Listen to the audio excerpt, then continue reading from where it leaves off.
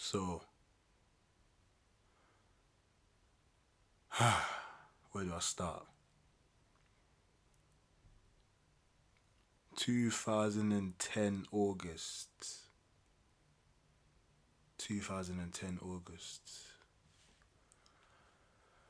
My life will take a mad turn. It's funny though, innit? Cause when I was growing up, I was brought up Catholic.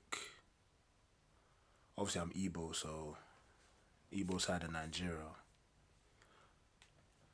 Most of us are Catholic.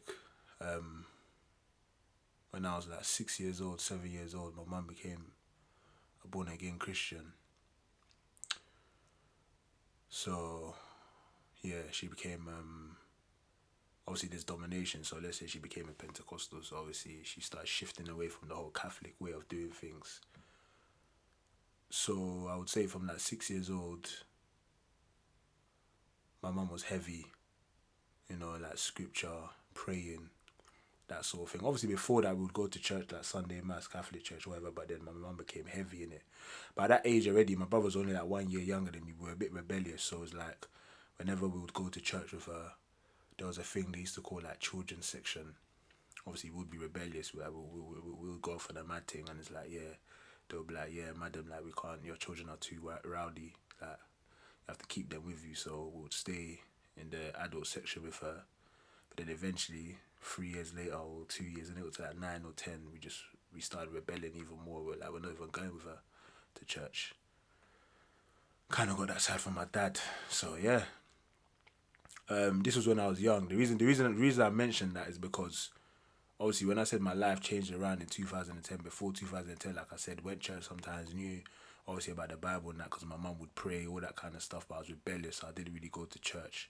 I went to church at times with her, so I knew, God, Jesus, the Bible, you shouldn't sin, all that stuff. But yeah, yeah, 2010 college. Yeah, my life takes a turn for the worse. It may seem, but at the end of the day, it was for my good. And this is the reason why I mentioned what I mentioned about, young age, being brought up in the faith and all that kind of stuff, and being rebellious at times. Because in the Bible, a lot of people know about the story of Joseph, even though they ain't read the Bible. In the story of Joseph, his brothers sold him into slavery, and when they found out he was still alive, they thought he was angry at them. He told them, "Don't be angry. Like what you planned for my bad, God was actually doing for my good."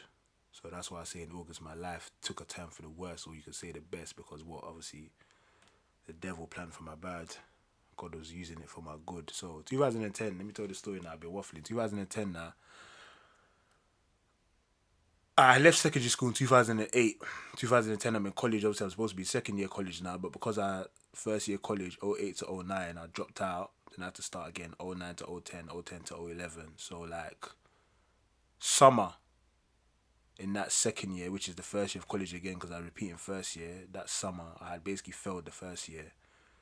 And yeah, when I left secondary school, I just started doing a mad thing. Yeah, doing mad thing on the roads, doing mad thing with girls, all that kind of stuff. So you already know it. Like I was living a wayward life, basically selling drugs, robbing cars, robbing man. Yeah, treating my sisters like garbage. That's the kind of life I was living. My biggest thing was I just wanted to make money any means possible.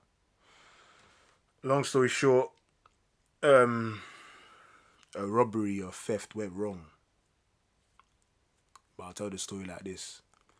All the robberies and thefts man used to do before that, everything went successfully, everything went smoothly. One of the things you do on the roads is when you're doing things, you never use your actual phone, use a burner phone. So cool. One of the things me and my boy used to do was would set man up.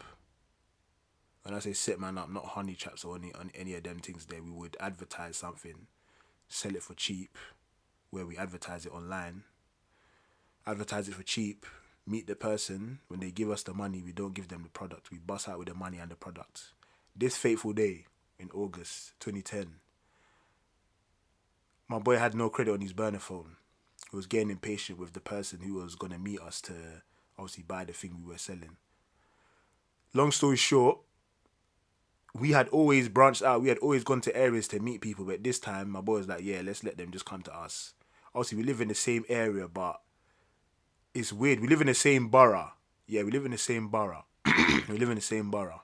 He lives like 20 minutes away from me. So we told this person to meet near his road, like 3 roads away from where he lived. Waiting for this person. The person took long to come because they were coming down from south.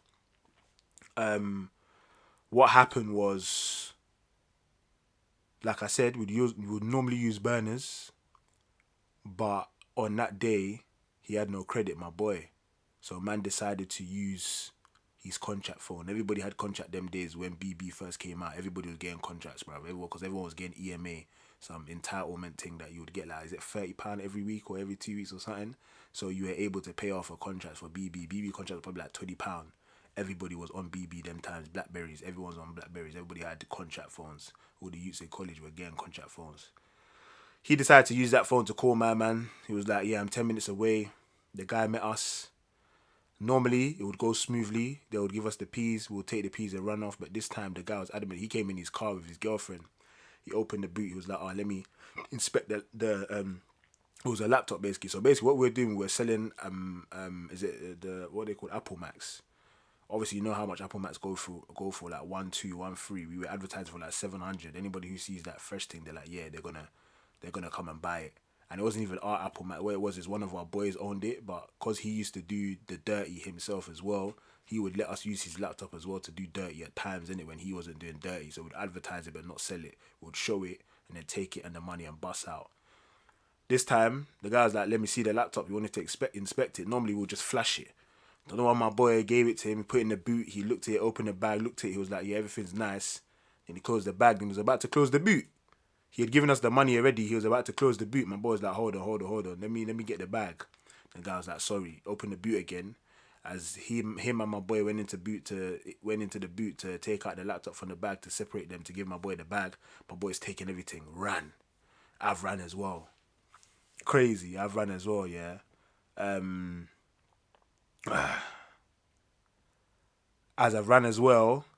Yeah, we've all gone through the park, bus out. Gone like 3 roads further down, and then we've called cab, and we've taken cab to my crib. We chilled out. This was like afternoon, like 3 or something. Obviously summer holidays, so nobody's at school, so there's no traffic going back home. Blah blah blah. Yeah, ordered cab back to my yard. He's chilled in my yard till like 7, and he's like, yeah, he's cutting. He goes yard. Cool, goes yard. Everything's calm. We divide the peas. He takes the laptop, goes and gives it back to our boy. 3 days later, our boy calls me up in the afternoon. He's like, yeah, Thingy got bagged. Obviously, I'm not going to say any names. Thingy got bagged. I was like, yeah, are you serious? Yeah, he was like, yeah. Feds ran up in his yard looking for a laptop, blah, blah, all this red tape. Obviously, they're not going to find it because he don't own the laptop. It's our boy that owns it. So the feds, they ain't got nothing to, they don't know who we know. It's just him and I, me and my boy, because, yeah, just my boy and I. So obviously I'm at yard, I'm like, cool, they're coming for me then. Thank God my mum was at work. You know, nurses, midwives, they work long days, long hours, 12 hours. So I didn't want my mum to see what happened.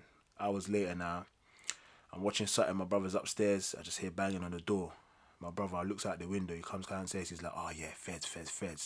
I look out the window as well, slyly. But obviously they've seen my brother when he's upstairs. They're like, oh yeah, someone's in there. So I've now looked out the window slyly. I've seen like 8 plainclothes officers, obviously CID and that, like 6 guys and 2 women. And like some of them are trying to go through my back. Obviously we got a back door. Some of them are trying to go to the side to get to my garden. Some of them at the window. Obviously my door is not next to my window. My door's on the side, and then through that side you can get to the other side door to get to the garden. So a couple stay at the side door to get to the garden, 2 at the side door to get to the garden, 2 out my front door, 2 out my window. So obviously I'm like, bruv, like I'm not running anywhere. Like, is this ain't one of them crimes where man's blown up a building or gone on a killing spree or something. I'm like, bruv, do they think man's gonna try and run? Like, what am I gonna run for? Like the way they were talking, like, yeah, he's in there. I was thinking, bro, I'm not gonna run. Why am I gonna run away? Like, am I a mad fugitive or something? Just open the door now. Straight away they come in. Where's the laptop? Where's the laptop? Where's the laptop? Like, are you so and so and so so? Obviously NK Chinny, are you NK Chinny dude? Blah blah blah. I'm like, yeah, that's me still. Like, yeah, where's your room? Taking them to my room. These men have destroyed my room. Ransacked my room, shelves, everything gone, everything bust up. Like, destroyed my room looking for a laptop. Obviously they're not gonna find a laptop because I don't have the laptop. I was shook though, because them times I was selling as well. Luckily, I'd already bagged up what I'd bagged up, and I had speakers at that time. I put the little bags of the things I bagged up inside the speakers, so they never saw it. Obviously, if they had seen that, it would have been a wrap. They would have been like, "Oh, so this guy's also selling. So yeah, he must definitely be a criminal, even though we can't find his laptop." You know what I'm trying to say? I was just like, thank God they didn't find nothing, and it's so mad because I bagged up the day before, whatever, and yeah, thank God nothing was smelling that deep in it because the smell was. I found a way to decompress the smell. 'Cause obviously, I was living with my mum, so obviously I had to find ways to not let the smell get out because the main person right now that I'm focused on finding out I'm shotted is my mum. Like, just to say, I don't care about anybody else. I don't want my mum to know what I'm doing, so I had to find ways to, you know, not let the smell be a madness. Obviously, their focus was on the laptop anyway, so they weren't thinking of drugs. Long story short now, they're downstairs questioning my brother. Obviously, my brother had two phones. They're like, oh, why you got two phones for? Why you got two phones? My brother's like, yeah, because I got two phones in it. They're like, oh, yeah, well, do you man know these, man? Do you man know these, man? Like, feds actually know bare stuff because they're on YouTube. They're investigating Twitter, everything.